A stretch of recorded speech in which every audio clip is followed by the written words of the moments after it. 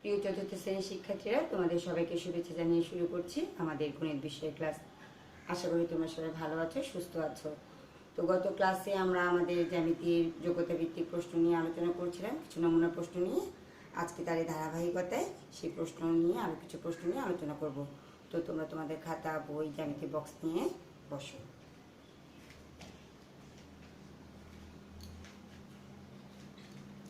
দেখো, যোগ্যতা ভিত্তিকে আমরা গত ক্লাসে আলোচনা করেছিলাম। আমাদের একটা উদ্দীপক দেওয়া থাকবে, তার প্রেক্ষিতে 3টা প্রশ্ন দেওয়া থাকবে এবং প্রতিটা প্রশ্নের মান 2, 3, 5। তো আজকে আমরা একটা বৃত্ত নিয়ে একটু আলোচনা করছি।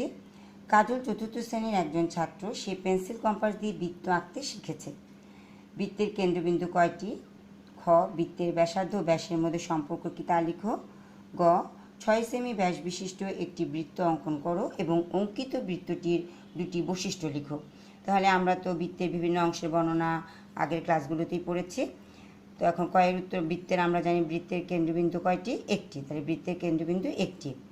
বৃত্তের ব্যাসার্ধ এবং ব্যাসের মধ্যে সম্পর্ক কী? বৃত্তের ব্যাসার্ধ ব্যাসের অর্ধেক এবং বৃত্তের ব্যাস ব্যাসার্ধের দ্বিগুণ। ঠিক আছে, দেখো, যেমন আমার যদি এটা বৃত্ত হয়, তাহলে আমরা ব্যাসার্ধের সূত্রে কি জানি? কেন্দ্র থেকে পরিধি পর্যন্ত দূরত্বকে ব্যাসার্ধ বলে। তাহলে এই হচ্ছে বৃত্তের ব্যাসার্ধ। ঠিক আছে, যখন এই ব্যাসার্ধটা কেন্দ্র ছেদ করে বৃত্তের এক প্রান্ত থেকে আরেক প্রান্ত পর্যন্ত চলে যাবে, তখন সে হয়ে যাচ্ছে ব্যাস। তাহলে ব্যাসার্ধ কি হচ্ছে? ব্যাসের অর্ধেক, আর ব্যাস কি? ব্যাসার্ধের দ্বিগুণ। ঠিক আছে, এটা এইভাবে বলা হয়েছে যে বৃত্তের ব্যাসার্ধ ব্যাসের অর্ধেক এবং বৃত্তের ব্যাস ব্যাসার্ধের দ্বিগুণ। তারপর তোমাকে বলেছে 6 সেমি ব্যাস বিশিষ্ট একটি বৃত্ত অঙ্কন করো এবং অঙ্কিত বৃত্তটির বৈশিষ্ট্য লিখো। ঠিক আছে, তাহলে আমরা বৃত্তটা অঙ্কন করব। আমি দেখিয়ে দিচ্ছি কীভাবে অঙ্কন করতে হবে। লেখার পরে আমরা লিখব 6 সেমি ব্যাস বিশিষ্ট এবিসি একটি বৃত্ত।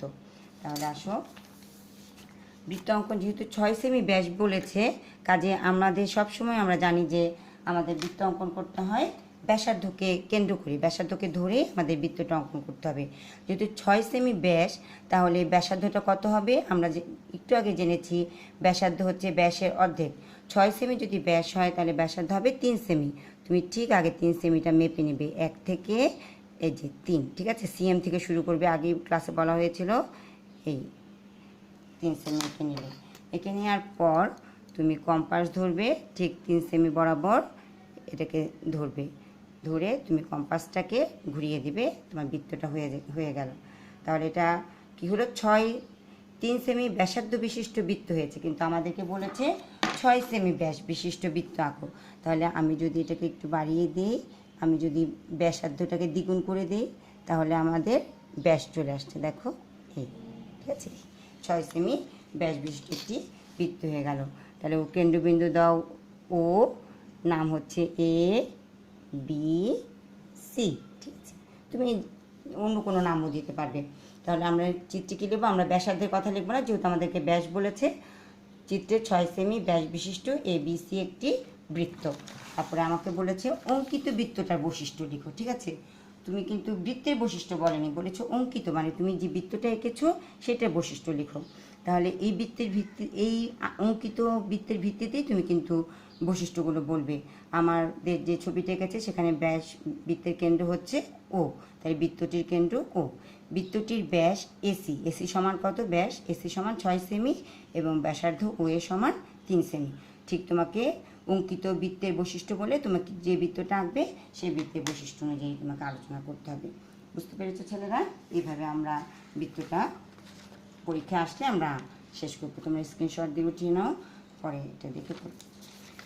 এরপর আমরা যেটা আসছি, এটা একটা সামান্তরিক বা চতুর্ভুজ। হ্যাঁ, এখন এই চতুর্ভুজটা দেখে একটা উদ্দীপক দিয়েছে, বলেছে, আমাকে বলে দেয়নি ওইটার নাম কি, আমাকে এটা পরে বের করতে হবে। এটা উদ্দীপক দিয়েছে যে কোন কোন চতুর্ভুজের বিপরীত বাহুদ্বয় পরস্পর সমান ও সমান্তরাল।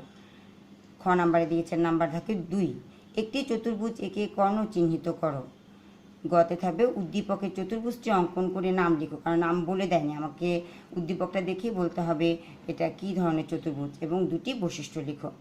তাহলে যেহেতু কোন কোন বলেছে, কোন কোন মানে কোন কোন চতুর্ভুজ হলে আমরা জানি বিপরীত বাহুদ্বয় সমান, দুটো চতুর্ভুজেরই এই আয়ত এবং সামান্তরিক। তখন আমাকে কোন কোন বলে দুটো চতুর্ভুজের নাম লিখবো, আর একটা বললে তুমি যে কোনো একটা সামান্তরিক লিখলেও লিখতে পারো, আয়ত লিখলেও লিখতে পারো। তাহলে সামান্তরিক এবং আয়তের বিপরীত বাহুদ্বয় পরস্পর সমান ও সমান্তরাল। তারপর বলেছে একটি চতুর্ভুজ একে কর্ণ চিহ্নিত করো। তুমি যে কোনো মাপ দিয়ে একটা চতুর্ভুজ আঁকবে, হ্যাঁ, একে তুমি কর্ণ চিহ্নিত করবে। কর্ণ হচ্ছে এসি এবং বিডি। ছেলেরা তোমরা এই জায়গাটা লেখার সময় সাবধান হবে, তোমরা লিখে ফেলো এ বি সি ডি একটি কর্ণ, আসলে না, এসি এবং বিডি, যেহেতু আমরা আগেই এগুলো পড়েছি, কাজে আমাদের সতর্কভাবে অ্যান্সার করতে হবে। তারপর আমার প্রশ্ন দিয়েছে উদ্দীপকের চতুর্ভুজটি অঙ্কন করো, অঙ্কন করে নাম লিখো এবং দুটি বৈশিষ্ট্য লিখো। আমি দেখতে পাচ্ছি উদ্দীপকের চতুর্ভুজটা কী ধরনের, দেখো তো, বিপরীত বাহুদ্বয় সমান এবং এই বিপরীত বাহুদ্বয় সমান এবং একটা 60 ডিগ্রি কোণ আছে। তাহলে সেটা কি চতুর্ভুজ হতে পারে? অবশ্যই সামান্তরিক, কারণ যেহেতু সমকোণ নয়। তাহলে এখানে যে মাপগুলো দিয়েছে সেই মাপে আমাকে ছবিটা আঁকতে হবে, চিত্রটা অঙ্কন করতে হবে। দেখো আমি দেখাচ্ছি। আমাদের উদ্দীপকে দিয়েছে 5 সেমি, দৈর্ঘ্য হচ্ছে 5 সেমি। তাহলে তুমি 5 সেমি নাও, গত ক্লাসে আমি দেখিয়েছিলাম। দেখো দৈর্ঘ্য 5 সেমি নাও, 0 থেকে 5, ঠিক আছে, 5 সেমি দাগ দিয়ে দিই, 5 সেমি হলো। এখন বলেছে 60 ডিগ্রি কোণ। তাহলে 60 ডিগ্রি কোণ আঁকার জন্য আমরা গত ক্লাসে শিখেছি আমাদের কি করতে হবে, আগে 90কে টার্গেট করতে হবে, তাই না? 90টাকে আমাকে এটার সাথে মিলাতে হবে, যাতে এই দাগের সাথে আমার 90 দাগ 180 ঠিকভাবে মিলে যায়। এখানে হচ্ছে 90, যেহেতু আমাকে 60 ডিগ্রি আঁকতে বলেছে, কাজে আমি এদিক থেকে 60 পর্যন্ত যাব। 10, 20, 30, 40, 50, 60, ঠিক 60 বরাবর আমি ফোঁটা দেবো। আমার 90তে যাওয়ার দরকার নেই, 60 ডিগ্রি বলেছে, আমি 60 ডিগ্রিতে ফোঁটা দেবো। এবার আমি চাঁদাটা উঠাচ্ছি। তারপর আরেকটা বাহু দিয়েছে 3 সেমি। তো আমি গত ক্লাসে বলেছিলাম তুমি যখন নির্ধারিত করবে তখন তুমি এখানে সেমিটা নির্দিষ্ট করে নেবে, আর উপরে তোমার যত ইচ্ছা তত থাক। তাহলে আমি যেহেতু 3 সেমি নিব, আমি এখানে 6টা ধরে নিই, আর এখানে যেটার সাথে মিলবে, কিন্তু আমার 60 ডিগ্রি কোণের সাথে মিলতে হবে। 60 ডিগ্রি যে ফোঁটাটা দিয়েছি সেই ফোঁটাটার সাথে এই নিচের এই দাগটা মিলবে। সেটা ভালো করে খেয়াল করবে, ঠিক আছে? এখানে 60 ডিগ্রি আছে, এখানে আমি 6 নিয়েছি, আমি 3 সেমিতে যাব, 1, 2, 3। তাহলে এই 3 সেমিতে ফোঁটা দিয়ে তুমি যোগ করে দেবে। আমি কিন্তু অতখানি যাব না, কারণ আমাকে সামান্তরিক আঁকতে হবে এবং বিপরীত বাহুদ্বয় সমান, দৈর্ঘ্য লম্বা, প্রস্থ ছোট, আর মাপটা আমাকে দিয়ে দেওয়া হয়েছে। এবার তুমি চলে যাও তোমার অংশে। তাহলে তুমি আরেকবার একটু চেক করে দাও ঠিক আছে কিনা। দেখো 5 সেমি, কারণ বারবার আর চেক করবো না, 5 সেমি, আর এটা হচ্ছে আমাদের 3 সেমি। দেখো ঠিক আছে, আর কোনটা হচ্ছে 60 ডিগ্রি, একদম মেপে তুমি তোমার নিজের কাজে চলে যাবে। দেখো 60 ডিগ্রি, দেখেছো 60 ডিগ্রি মিলেছে, একদম বরাবর 60 ডিগ্রি। এবার তুমি কম্পাস নাও, কম্পাস দিয়ে এটা এই বাহুটা সমান করো, ঠিক আছে? বাহুটা সমান করে এখানে ধরবে, ধরে এখানে একটা চাপ দিবে, আবার এটা ধরবে, এটা ধরে এখানে একটা চাপ দিবে, ধরো এই চাপ, এখানে একটা চাপ দাও।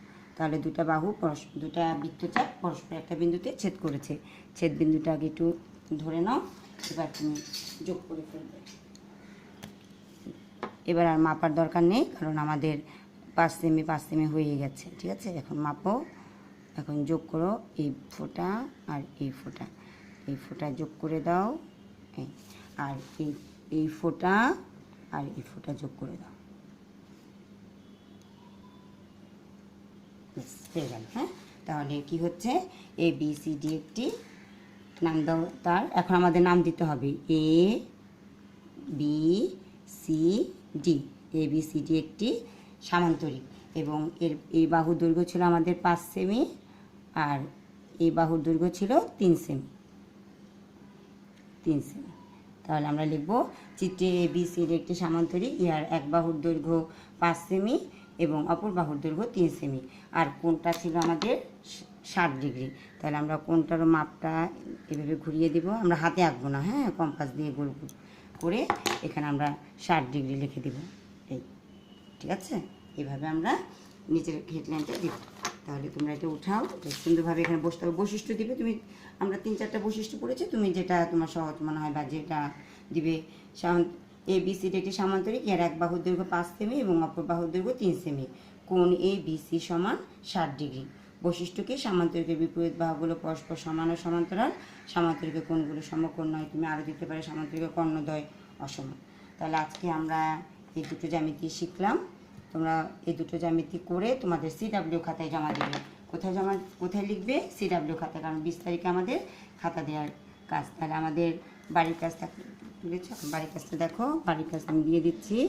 বাড়ির কাজ থাকবে যে কী করবে, সিডাব্লিউ খাতায় জ্যামিতি দুটো লিখবে, ঠিক আছে? সিডাব্লিউ খাতায় জ্যামিতি করবে,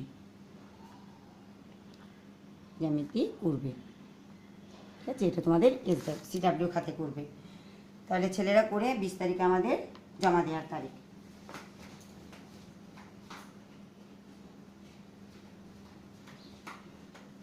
তাহলে আজকে এ পর্যন্তই।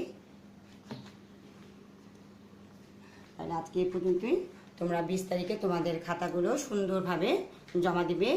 একদম তোমার স্বাস্থ্য সচেতন হয়ে আসবে এবং প্রতিটি খাতায় তোমাদের নাম, রোল, সিডাব্লিউ, এসডাব্লিউ কোনটা সেটা ঠিকমতো লিখবে এবং বড় বড় করে লিখবে, যাতে টিচাররা সেটা কাউন্ট করতে পারে এবং খাতা যাতে মিসিং না হয়, তোমরা যাতে নিয়ে যেতে পারো। এবং আরেকটা ঘোষণা হচ্ছে, তোমাদের প্রিয় ম্যাগাজিন সপ্তপর্ণ প্রকাশিত হয়ে গেছে। এখন তোমাদের নেয়ার পালা, তোমরা নিয়ে এটাকে পড়বে। সুতরাং 20 তারিখ যখন তোমরা আসবে, সাথে করে তোমরা 30 টাকা নিয়ে আসবে। 30 টাকা দিয়ে তোমরা তোমাদের বইটা সংগ্রহ করবে এবং বাসে গিয়ে বইটা পড়বে। তো ছেলেরা, তোমরা তোমাদের যে কাজগুলো বললাম সেগুলো করবে সুন্দর মতো। আবার আগামী ক্লাসে তোমাদের সাথে দেখা হবে। ধন্যবাদ তোমাদেরকে।